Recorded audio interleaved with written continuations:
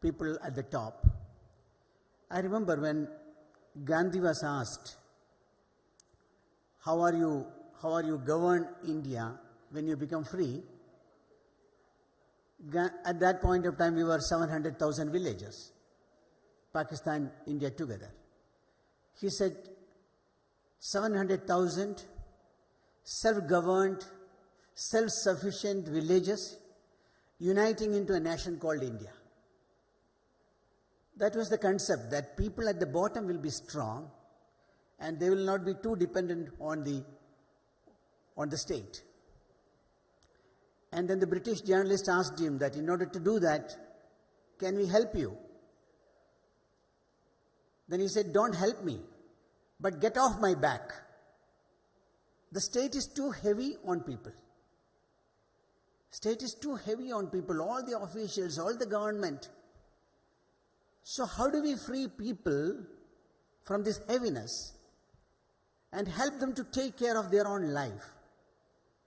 Help them to take care of their resources and their life and their culture.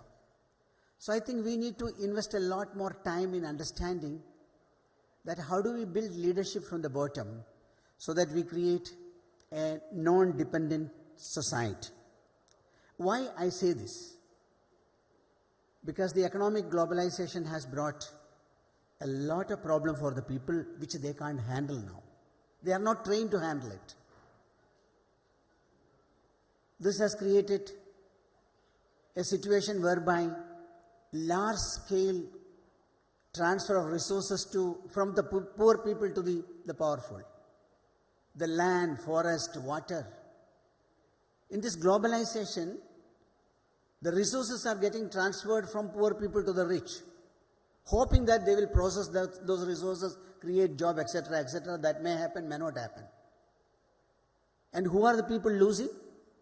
The Dalits, the Adivasis, the fisher folks, the nomads, the women, the small farmers. These are the people who are losing. So when people lose their livelihood resources, land, forest and water, this is going to create a lot of conflict because, one, this is happening in many places. It's like a war-like situation. Go to many states of India, it's like a war-like situation. Police, army and people face to face. And people don't know how to handle it now. In many places it is happening without any preparation. See, when you move people from one to the other, when you go from here to America, you get trained how to live in America. This is happening without preparation. And young people should deal with this situation. And that is why I think they need to know how to deal with this situation non-violently, because the situation can be very violent. They should also know how not to get instrumentalized by violent groups. There is a chance people are waiting on the other side with a gun to instrumentalize these people against the state. So how to fight their struggle non-violently and how not to get instrumentalized are very important. So we need to have, if we continue to have this globalization process, if we continue to have transfer of resources and people are moving, and out of this tension people start reacting, we need to have a lot more leadership capacities built at the bottom level.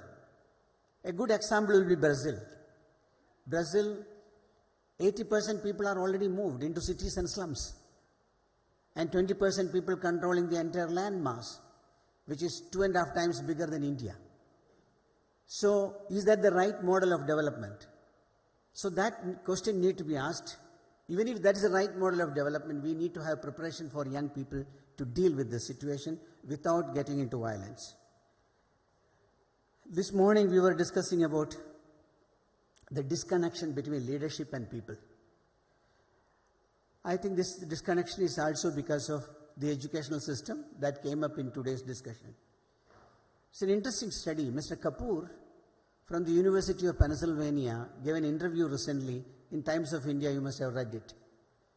He said, the kind of institutions that we have created, justice can never be provided to people. It is not the problem of the institution, Because the kind of people who have occupied these institutions, be it a block development office, be it a Thana, be it a revenue office, any office, because people get into these institutions through various means, through corrupt methods, shortcuts, expecting this institution to deliver justice is impossible, he says, because it has turned out to be a corrupt system. So, an unjust system will produce a lot of conflict and violence at the bottom. Because the institutions cannot provide justice, an unjust system will produce conflict. So, let us understand, this is time for us to work with the young people at the bottom level and create that kind of leadership that can non-violently transform this conflict. And I think on leadership, Gandhi has a point. Leadership at the top, not for the bottom, or even at the bottom. Gandhi says, when you contemplate an action, think of the poorest and weakest person that you have seen in your life. Even Venkaiah Naiduji mentioned about it today. See, when you plan a program, where is your focus?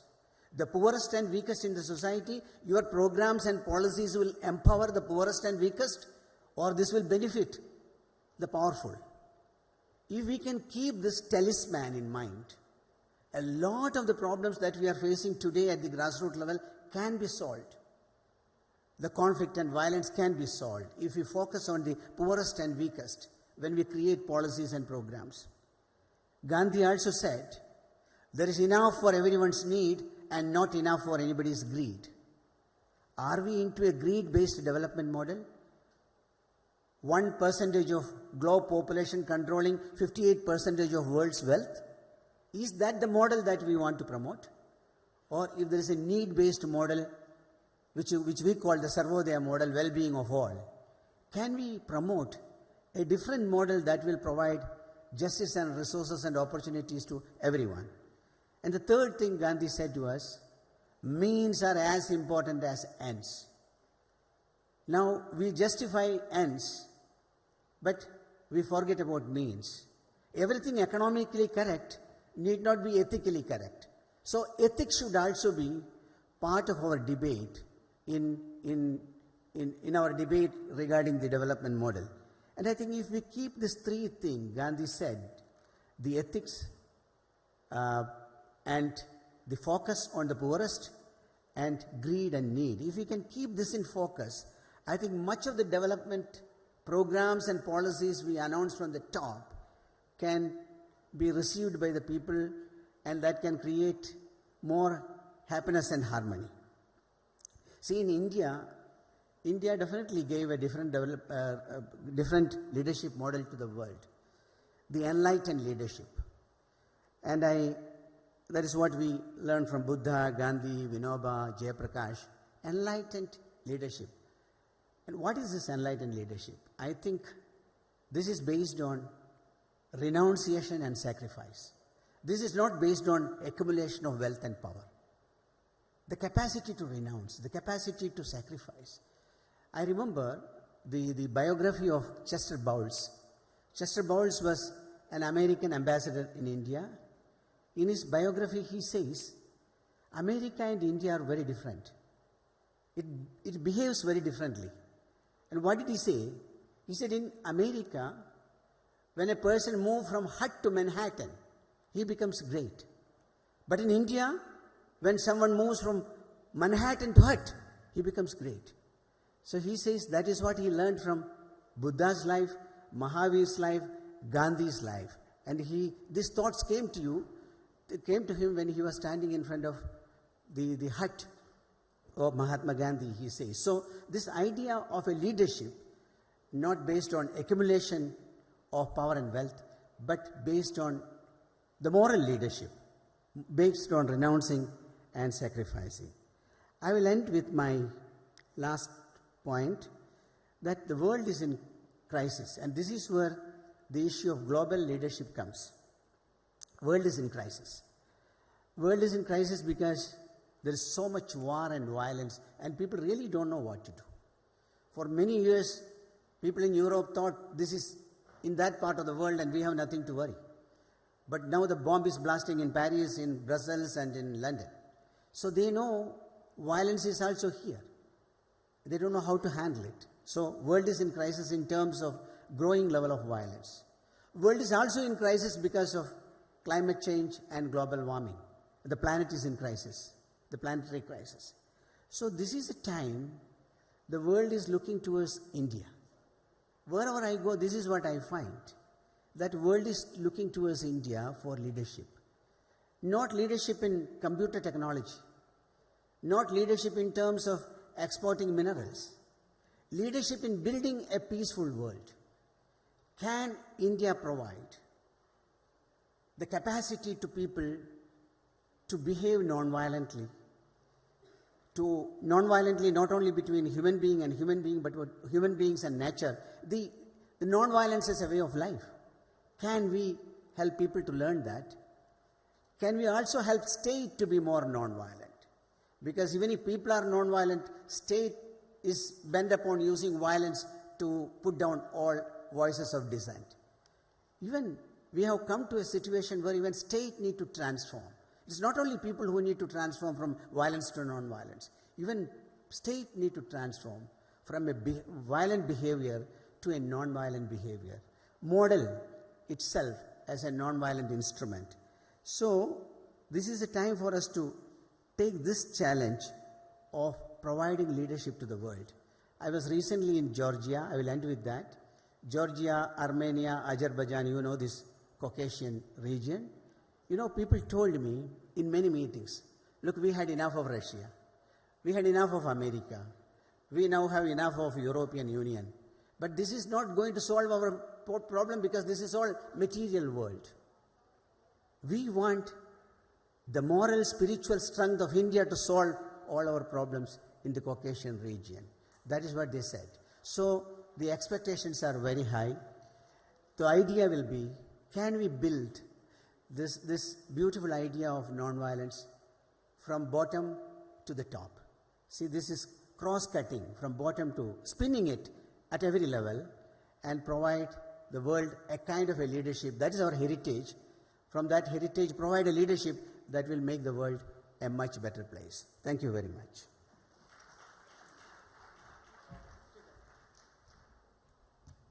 Right. Thank you, Shri P.V. Rajagopalji, for an absolutely outstanding address. Now we have a few minutes for the Q&A or an interactive session. Yes. Yeah, please give the mic there, ma'am. Before you start, ma'am, any more questions? Can I see any hands? Okay, 2, 3. Thank you. I've seen all. Sir, you said beautifully about values and how Kabir, Nanak, Buddha, Gandhiji, they all deliberately embraced poverty. They wanted to lead an austerity, life of austerity, and then they wanted to be very simple. That part is agreed. But how do you connect it to nowadays world where people want self-promotion, through social media, everything they're promoting themselves, and they want to be more in focus, and they want to acquire that charisma, everything. How do you connect? That is old world and this is new world. And other solution, what you said is correct. The Eastern philosophy they want, even the countries in UK and other countries, European countries, what they are doing is Easternization of Christianity. They want this philosophy to be continued. They're getting peace of mind. That part is okay. How do you relate this? How they are chasing material objectives, how they want to get focus nowadays, how they want to instantly become famous, and how they can embrace poverty or simplicity. Right. Thank you, ma'am. You got a question, sir. Yeah. Well, very, very interesting question, but difficult question. You see, in my own understanding, there is a difference between poverty and voluntary poverty. Gandhi or people like that are suggesting that you can accept voluntary poverty, that it's like accepting. That is a level of living that I want to make. And we often draw this example from family. You know, it's like the best leadership model I see is in the family, where the mother is the leader. And mother is the leader because, not because she is accumulating, she is eating first, she is sleeping first.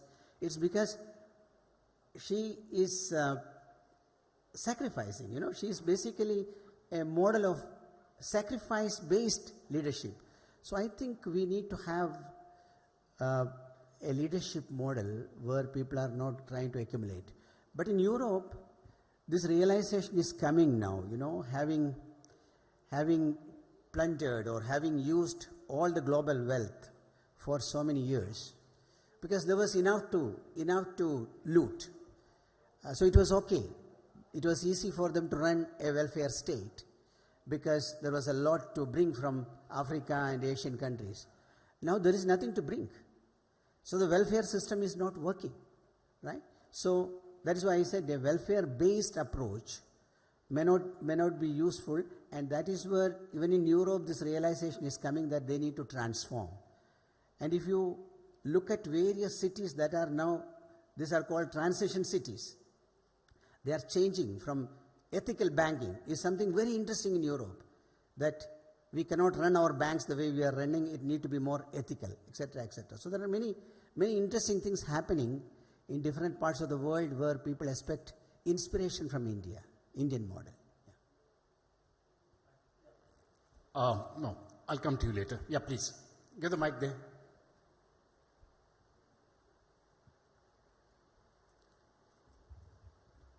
So a very wider term at the end was used, that is about non-violence.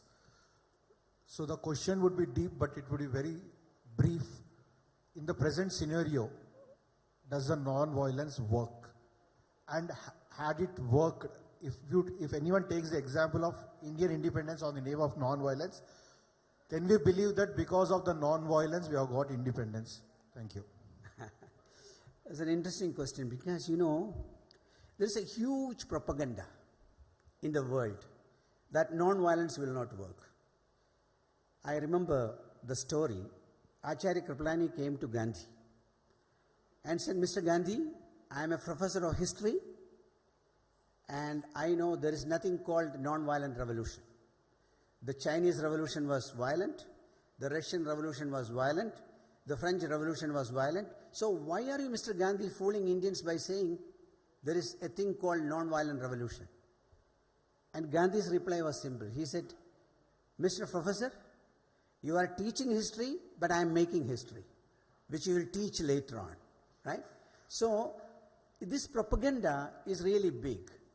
Those companies which are selling arms have set aside a huge amount of money just to make young people to believe non-violence will not work. If you are a man, if you are powerful, use violence. Violence is the solution for every problem in the world. And young people get carried by this propaganda that non-violence is the tool of the coward, weak people. Violence is the art of the powerful. Now people get carried by this. Whereas we know fire with fire. Fire cannot be put down with fire. See that? I mean, small fire in Iraq, America came with big fire. Small fire in Afghanistan, America came with big fire. Small fire in Syria, Russia is there with big fire. You think the problem is solved? Small fire with big fire. Fire with fire is not the answer. Fire needs to be put down by water, and water is non-violence. I agree, we don't have so many people who are experts in the art of non-violence. So we give it up and we say, okay, we can't do anything, so let America deal with it, Russia deal with it. Why don't we have more people? Why don't we invest in non-violence? Why don't we have a peace ministry in India? Why don't we have capital money to invest in training young people in non-violence, etc.? So there's a long way to go. Rather than concluding that non-violence will not work, we will have to make non-violence matching to violence. And that demands a lot more work.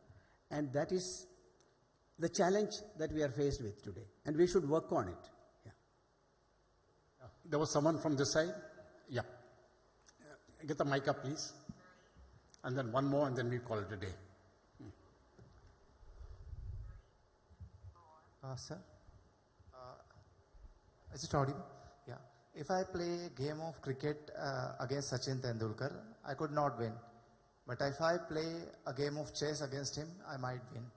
So we are playing a game which foreigners have started, and in their terms. We have not yet started our own game in order to win. So whatever you are saying is right, I completely agree. But then there are people, you are fighting for Jal, Jangal, Jameen from last years I have seen. And there are people who are actually get educated in this British concept of Adam Smith or Karl Marx, and they are making policies in Luton's Delhi. So we all know the problems, but they both think that my solution is best for the nations. So what is your solution for the problem? Or which kind of policies you want government to make so that it could be better for the economy? Because in earlier days there was a barter system where everything has a value. No, we've got the question. Thank you. Yeah. See, I think, every nation has its own possibilities.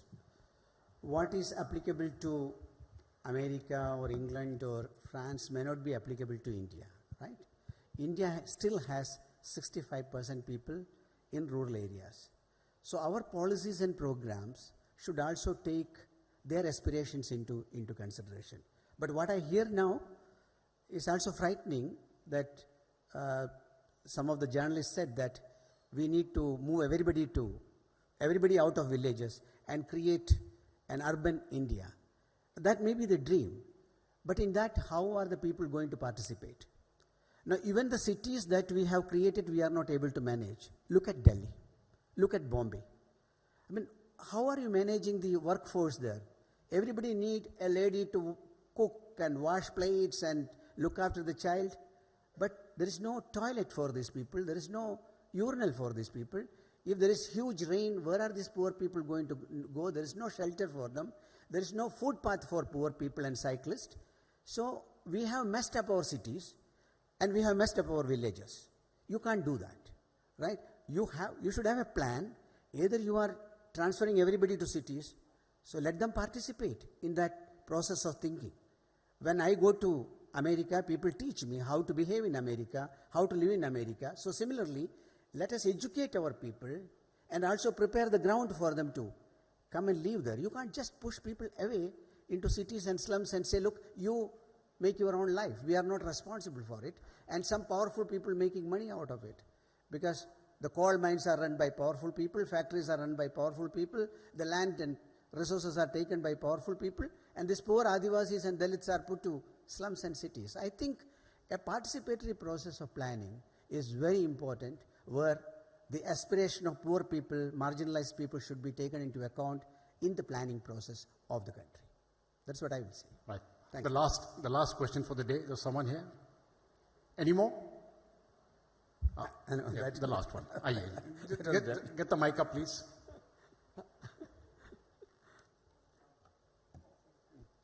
We'll call it a day after this. Then we'll have the next speaker. Swamiji is asking. Namaskar. Namaste, Swamiji. Non-violence, a great practice of Sanatana Dharma. Ahimsa paramo dharma. The next shloka is dharma hinsa tathaivacha. My question is a little bit different, but I said this shloka, the last part, so it explains a lot. Question is this. Current lifestyle in Western world is totally meat-based diet. Non-violence also applies to plant kingdom and animal kingdom. Yes. Besides human kingdom that we all are. Naturally. So what is the solution? There is no easy solution for this. Pizza Hut, KFC, McDonald's are already on our land. In Devabhumi Bharat also has these corporations now. So meat eating is increasing by leaps and bounds. And the lifestyle of Sanatana Dharma is vegetarianism. Like even Sikh Gurudwaras, no meat is served. Mandirs, Western mandirs, no meat is served. But meat eating is increasing by leaps and bounds, even in the plains, which I noticed. Hindu meal means no cow, but chicken and all these things are given. So what are we going to do for non-violence for the animal kingdom that is being harmed in so big way by humans? What is the solution? Thank you. Thank you, Swamiji. I think my experience, I was really surprised, Swamiji, this time during my travel through Europe, that large number of people are turning to vegetarianism. Not only vegetarianism, they are beyond me, they are vegans. They don't even take milk, because that is also violence according to them. Right? So I was very surprised by this process. And many transition, the number of people who are into organic farming and organic food, number of people who are into bicycle, number of people who are into ethical banking. So I was very, very surprised by the level of consciousness that people are willing to change. And they think their lifestyle is not sustainable. And that lifestyle is the reason for global warming and climate change. So in fact, we are getting spoiled by many of those influences, but they are basically looking towards India for guidance and inspiration to change. And that is why I think India has to play this beautiful role today. The world is looking towards you for peace, non-violence, vegetarianism, spirituality, and enlightened leadership. Why should we miss this opportunity? Like someone said, it is not just money and money and money. This is a lot more than money, and this opportunity need to be taken and played up well. That's what I would say. Thank you so much. Thank you. It remains for me to, so please stay on the stage for the felicitations. May I request Binod Bavriji to kindly come forward and felicitate our speaker, please. Very good. Very good. Thank you.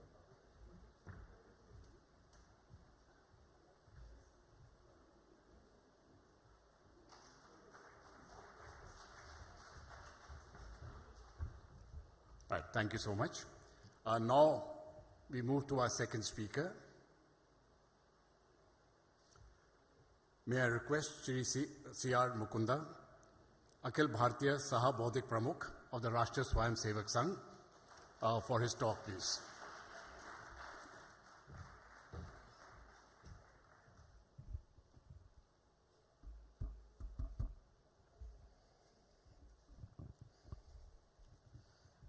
Elders and friends,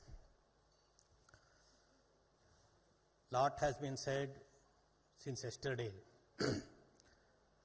about leadership in 21st century, and we are all ready to go to dinner, so I will not take much time.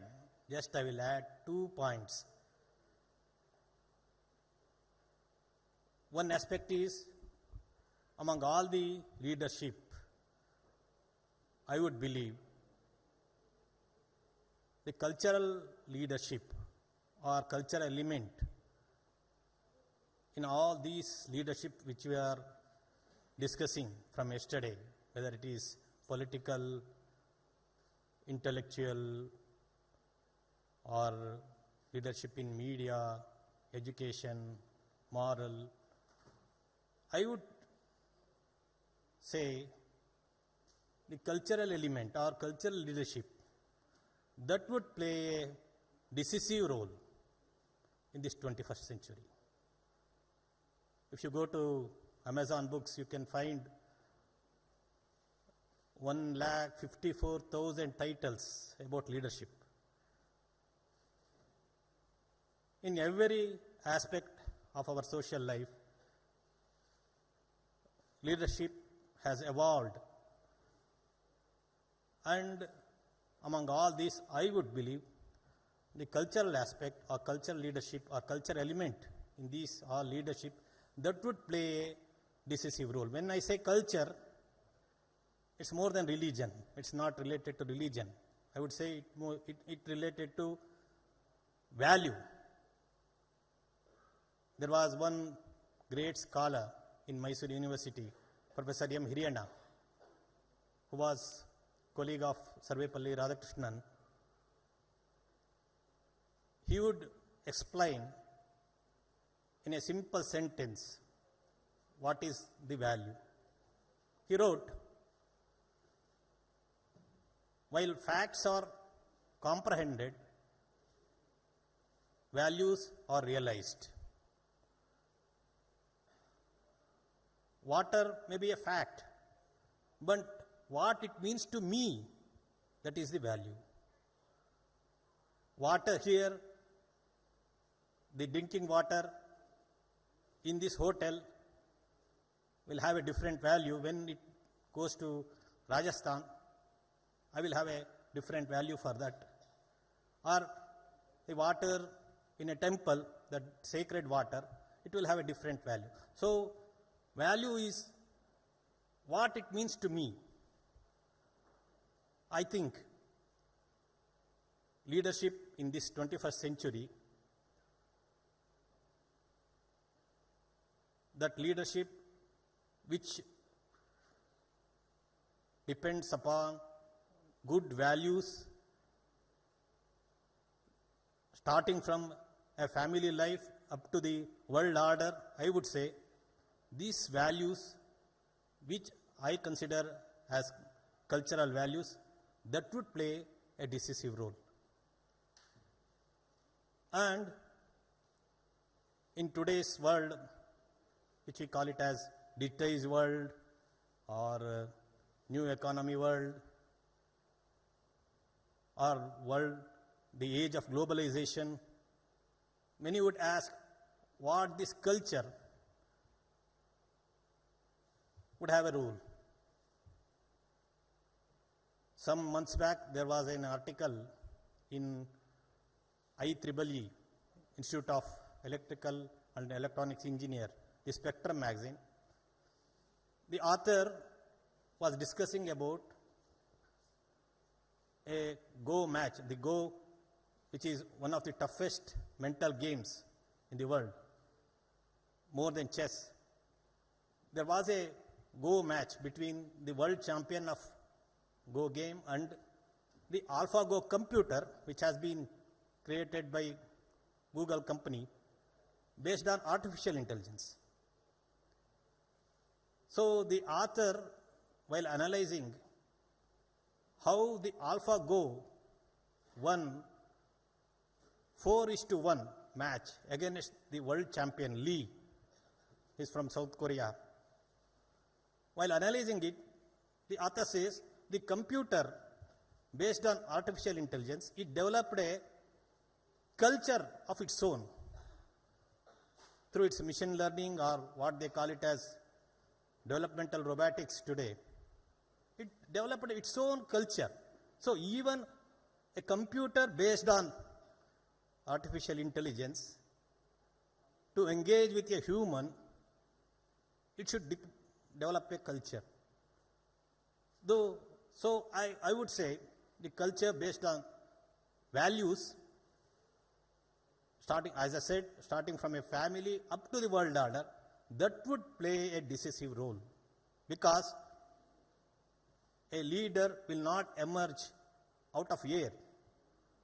If you want, I will give an example. If you want to relocate a sapling in your garden from one place to one place, you will hold the trunk of that sapling, tender trunk, in your hands, and when you pick it up, it will come along with the roots at its bottom and also with the shoots at the top. So the leader will also have the leader who emerges from a community, from a society, from a group, will represent the roots of him in that community. He will be product of dynamics, he will be product of that values in that community. So I would say these values that will decide. Many eminent speakers were discussing about corruption up to the, as I said, global order. What would be North Korea, what would be China, and what would be Pakistan? I would say leader, in simple terms, what is leader? He is a decision. Leader is a decision. What he thinks and what the decision he takes, that would make a leader. I would say from family life up to the world order, the leader who takes a decision based on his values, that is required in this 21st century. Second point I would make, I would say the continuation of this cultural leadership only. My mother society, our mother society, our Hindu culture has so many values which are most required in today's world.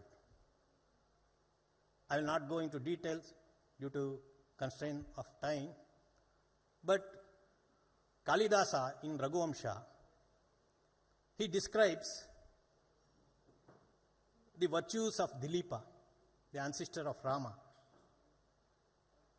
He says he has two opposite virtues in himself at the same time. He would say his profound knowledge, you can see his profound knowledge in his silence. You can see his endowing capacity or strength in his reluctance to praising. Like this, he will go into details, and one of great scholars of our time, Dr. Shatavadani R. Ganesh, he phrased a very good term for it. He says it's dynamic equilibrium from an individual like Dilipa or an individual up to the world order. The leadership today required to have to encourage or to protect this dynamic equilibrium that would shape the world. It should accept or inclusive. It should receive all the things and come to a conclusion based on a value.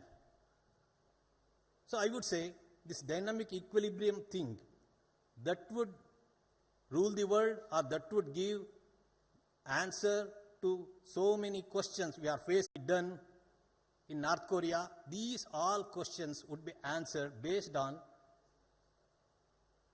a leader who has his roots in these types of values, where he can find a dynamic equilibrium which would find a fine balance between all extreme thoughts, acts, and many things. And second point I would like to make is the 21st century leadership should believe in young minds, the young creative minds that can solve all the problems. There was one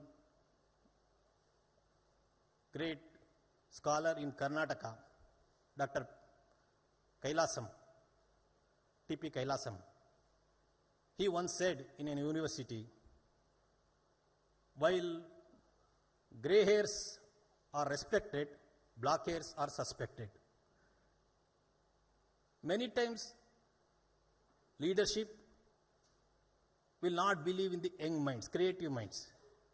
I would say, and the organization which I represent, we are most optimistic about our young minds, creative minds. Because as many eminent speakers said yesterday and today also, this is a new world.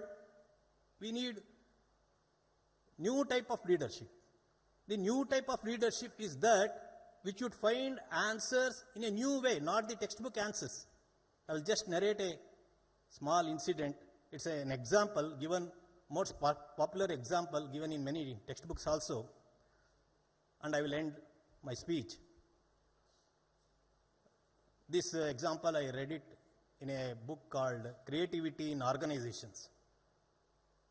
A teacher gets a call from his colleague, and that another teacher asked this lady to come over to his school. She has a problem. When this teacher enters the classroom, there was a student lazily sitting in front of a desk, and that teacher told the problem to this another teacher, said, I gave a physics test to the class today. The question was, using a barometer, how do you find the height of the building in front of you? Many would have answered rightly. This boy, he answered it differently. The answer was not in the textbook. The answer in the textbook was, take the barometer and find the atmospheric pressure. Barometer will give the atmospheric pressure in front of the building, and go to the top and take the atmospheric pressure and put the difference between the two values into the formula. You will get the height of the building. This was the answer, typical answer. But the student who was sitting there, he was arguing that my answer is also correct. You should give full marks. The answer was, take the barometer, go to the top, start a stopwatch, and drop the barometer. When the barometer touches the ground, you will have the time t. So one of the basic equations in the physics, S equals half gt square. So if you know the time, you can calculate the time distance traveled. Yes, that is the height of the building. This teacher asked that boy whether you know other answers also. She wanted to know whether this boy knows the textbook answer also. The boy said, no, I know many answers. So he started saying one after the other. He said, go to the top, tie a rope to the barometer, slowly drop the rope. When it touches the ground, you measure the length of the rope, you will get the height of the building. Take the barometer on a shiny, sunny day, put it perpendicularly, measure the shadow of that barometer, and at the same time measure the shadow of the building. By sheer comparison, you can get the height of the building. Like this, he was saying so many answers which were not in the textbook. He said there is another simple method. Put a ladder in front of the building. You start measuring building with the barometer. If your barometer is 5 inch, then you can get the height of the building. And finally he said, I have another answer which is not according to physics. He said, you go to the superintendent of the building, knock the door, he will come out. You give him a brand new barometer and ask him for the height of the building, he will say. These are the answers given by that boy. Not one was in the textbook. I would say the creative mind will find many answers for the question. So many challenges today, whether it in the context of our country or whether in the context of world, I would say that will find answer in young minds, creative minds. I would say that our cultural leadership based on values and which believe in young minds, creative minds, that would solve many problems, whether that of our Bharat or of the world. These 2 points I want to make, I want to add to the so many different aspects which have been discussed since yesterday. Thank you.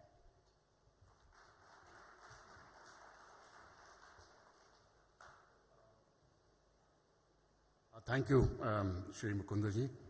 Now, we'll have time for one quick question. Anybody? Okay, only one.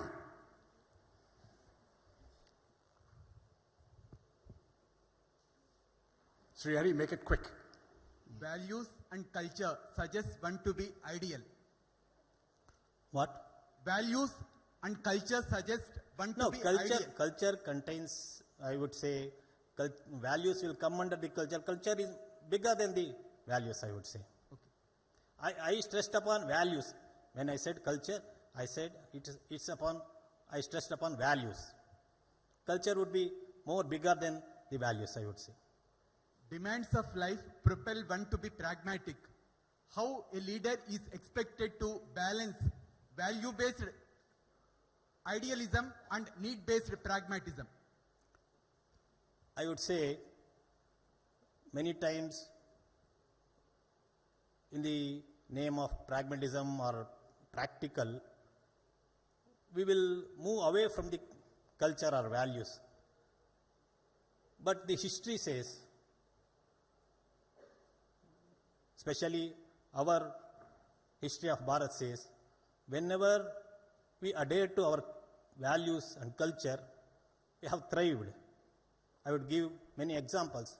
Though we had so many onslaughts, our family values protected our civilization, our culture. Yes, roti, kapda or makan, or today in today's world, bijli or rasta, these are all most required things. But both should go hand in hand. It's not that you should only have, as Vivekananda said, you cannot teach Adhyatma to empty stomach. Just like that, it's also needed. Today, as one of the speakers said, India is the biggest, India has the biggest young population. But, and also many think that if job has not been given to all the hands, this demographic dividend which we are calling, that may, if it becomes restless, it may cause more harm to our society. I would say along with these jobs, we have to give culture or values also. Otherwise, only giving job or only looking at the stomach will not solve the problems. So, to be pragmatic is not to deny the values, or to only imbibe values, you should not deny the stomach. That would be the answer, I would say. Thank you so much. Please hold on, we'll, for the felicitation. May I request you to accept a small memento on behalf of the foundation, please.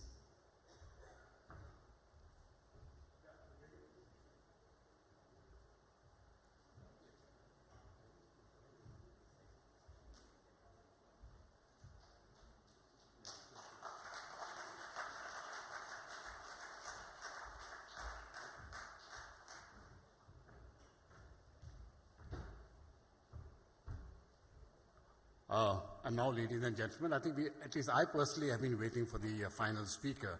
May I request Syed Salman Chishti to kindly come up on the stage, and let's hear your views, please.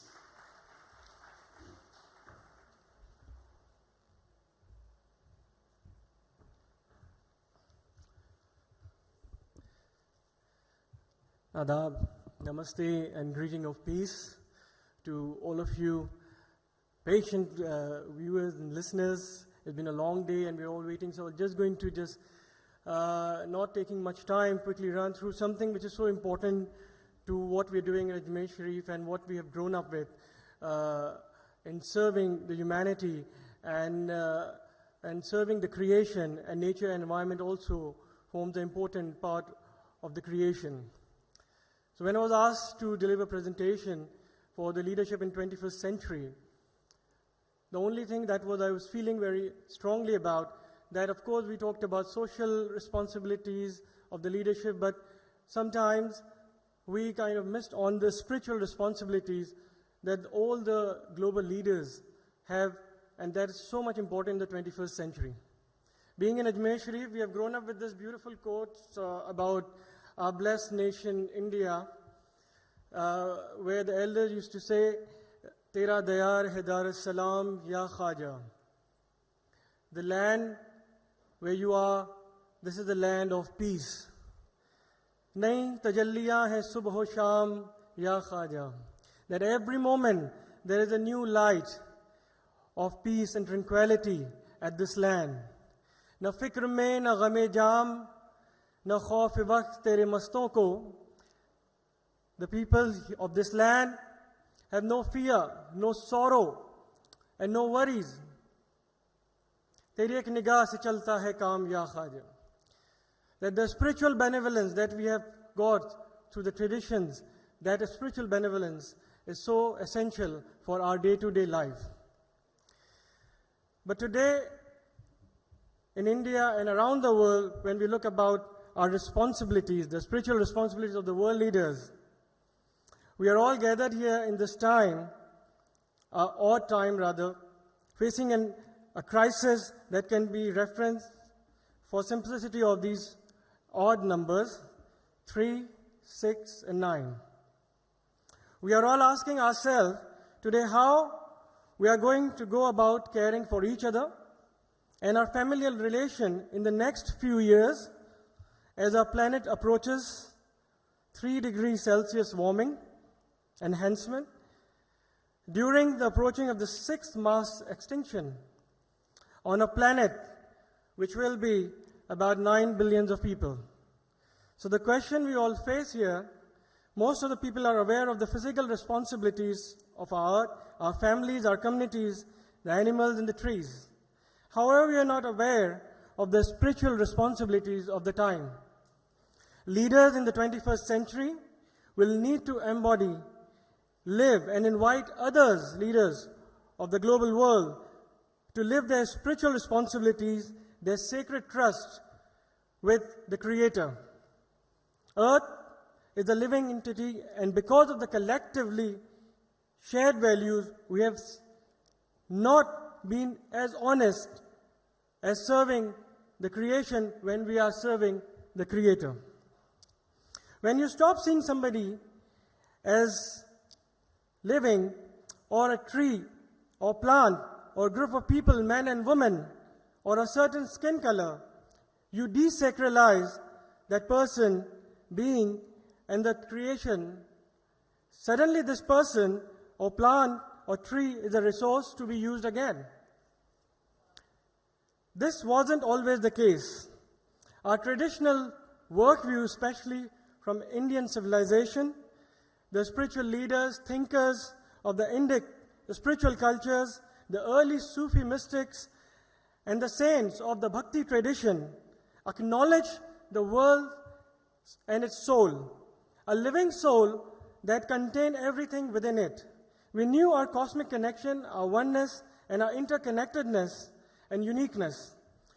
We have been an era of forgetfulness, and now the turn of the tides are changing, and we are waking up to the effect of this desacralization, as seen in the ecological crisis, environment degradation, our oneness, our interconnectedness, and the uniqueness that we all celebrate. We have been an understanding that things have gone so far that our bad dream of separation, of patriarchy, our myth of casting the divine up to the heaven and banishing the divine presence from the earth, that we are in the situation of the odd numbers 3, 6, and 9.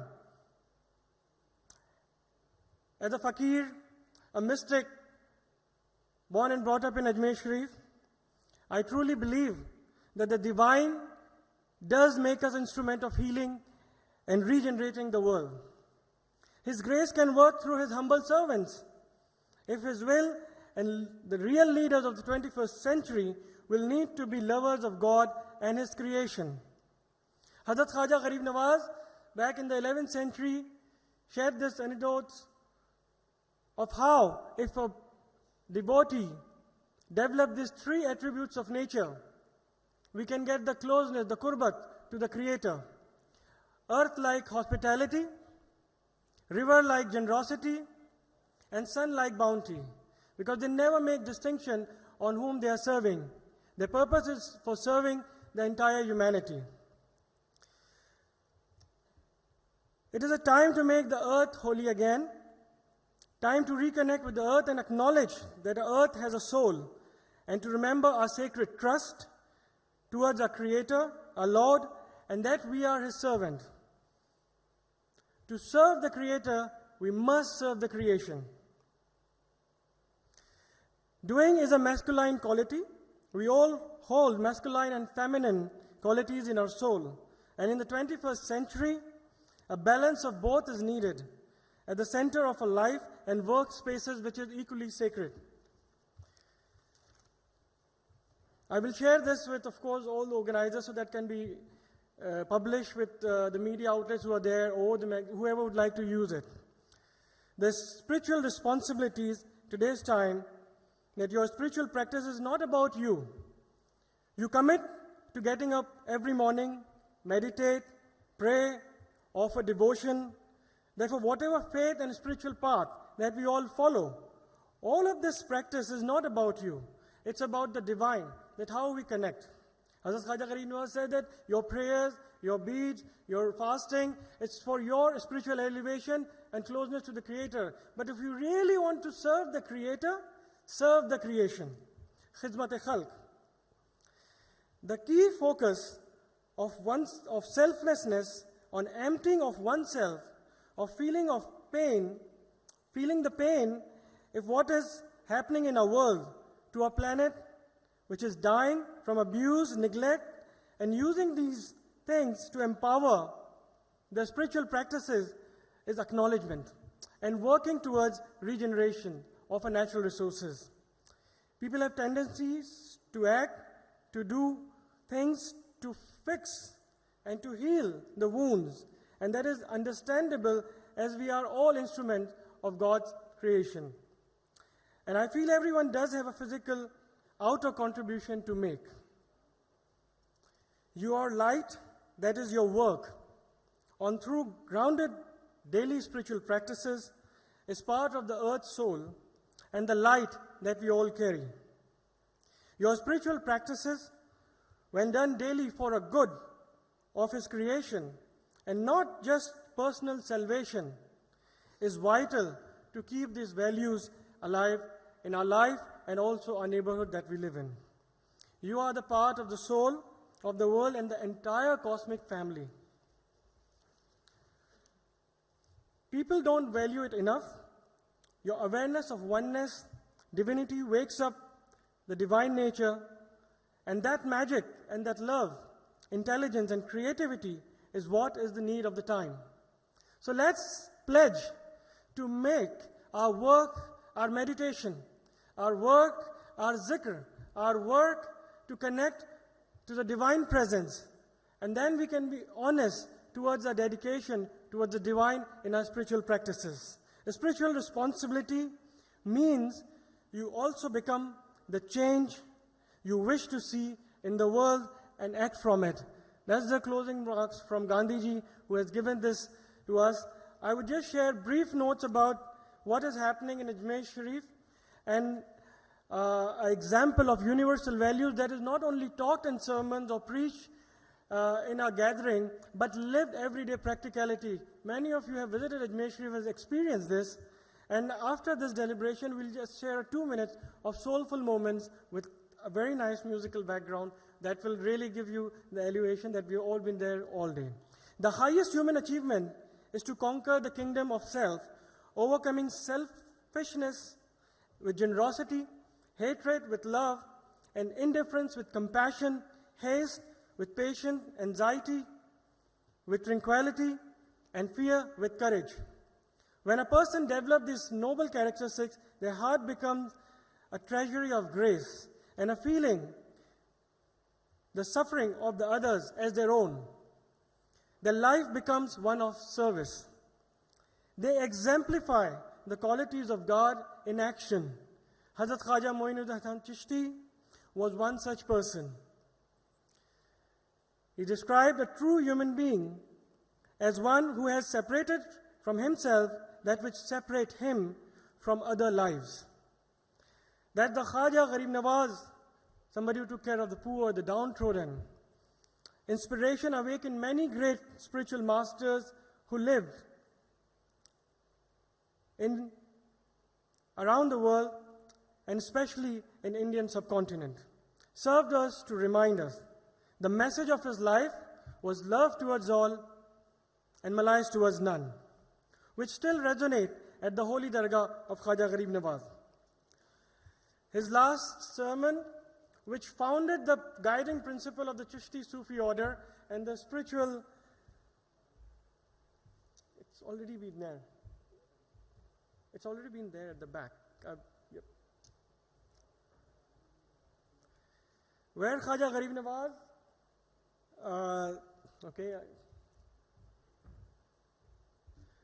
has said, and it's so much the basic identity of serving the humanity, love all and hate none. Mere talk of peace will avail you not. Mere talk of God and religion will not take you far. Bring out all the latent powers of your being and reveal the full magnificence of your immortal self. Be surcharged with peace and joy and scatter them wherever you are and wherever you go. Be a blazing fire of truth, be a beauteous blossom of love, and be a soothing balm of peace. With your spiritual light, dispel the darkness of ignorance, dissolve the clouds of discord and war, and spread goodwill, harmony among the people. Never seek any help, charity, or favors from anybody except God. Never go to the courts of the kings, but never refuse to help and bless the needy and the poor, the widow and the orphan, if they come to your door. This is your mission, to serve the people. Carry it out dutifully and courageously, so that I, as your spiritual master, your Piro Murshid, may not be ashamed of any of your shortcomings before the Almighty God and the holy predecessor in our Sufi order. So this last sentence, where Hazrat Khwaja Gharib Nawaz is himself asking that any of our shortcomings should not make our elders ashamed of our conduct. And today in India we have got this thousands of years of spiritual legacy, and a way of life has been given to us from masters who have conquered the selfish desires, served humanity unconditionally. And this is a sacred trust which has been passed on to us. We should be conscious that none of our act should make them ashamed, who has made India great over the centuries. Thank you so much for having us here. Rumi has said, I'll share the Persian version and then translate it. Baza baza haran chehasti baza. Sadbar itoba shikasti baza. Idarga ma na umidi nist. Idarga ma umidast. Come, come, come. Whoever you are, come. Even if you have broken your vows, come again. Our door is not of the door of despair. It's the door of hope. And truly, in India, we can say that India is the door of hope to the entire world, and we can truly achieve what our elders, our ancestors have given to the world in the 21st century with these values of serving and loving unconditionally. Thank you so much. If we can have the 2 minutes of musical note, and we can, I don't know if it is ready. All right.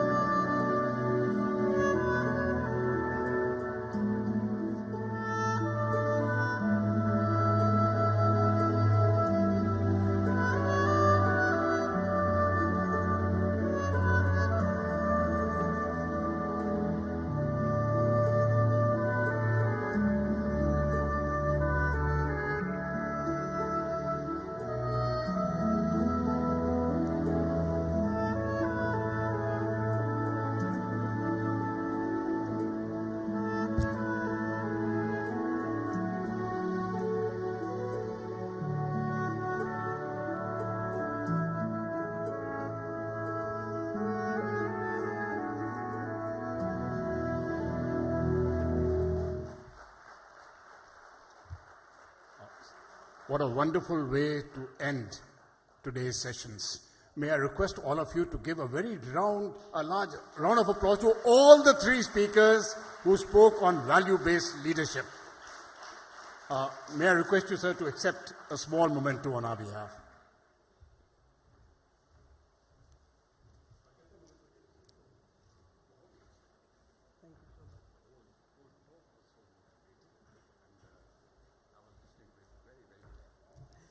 The big cooking pot that you all saw there, that's been about 450 years. And the food and the langar, to my friend who asked about being conscious about what we're eating and what we're serving, from last 800 years, the food that is served inside the Dargah Ajmer Sharif has been purely vegetarian. And that is by respecting what we are celebrating, the great diversity that is our nation.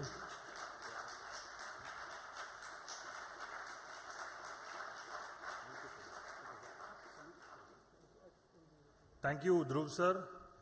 With that, we come to the end of today's conclave proceedings. We will now break for dinner. We will have our breakfast session tomorrow at 8:30 at Chula, like today. And after that, we reconvene at 9:45 here. Any other announcements, Aditya? None? Thank you so much. Have a great dinner.